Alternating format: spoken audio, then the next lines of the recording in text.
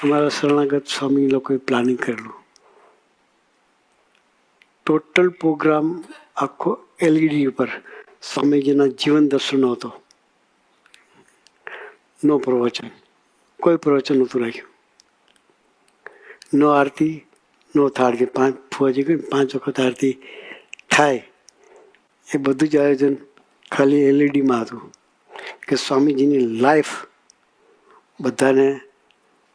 સ્વામીજીનો હીરક દીક્ષા મહોત્સવ છે તો સ્વામીજીનું લાઈફ આપણને દર્શન થાય એના પ્રસંગોનું આખું કલેક્શન કરી અને આખું જે મેટર તૈયાર કર્યું. દિવ્યાંગભાઈને બધા એટલે બધાનું બ્રહ્માંડ તૂટ્યું આ વખતે.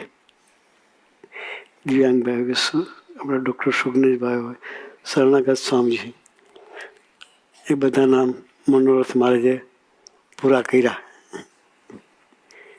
અમારા આનંદ મંગલ સ્વામી છે, એને ફર્સ્ટ ક્લાસ પેલો ભૂમિપૂજનનો ખાડો બનાવ્યો હતો.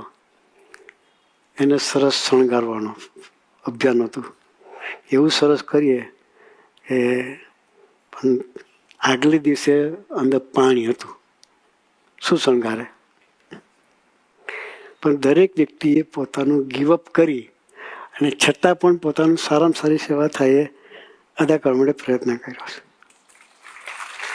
ખાડામાં તમે ઉતરતો હવે લાગે ને, ચાર બાજુ ફ્રેમિંગ કરી અને સરસ ખાડો શણગાર્યો હતો.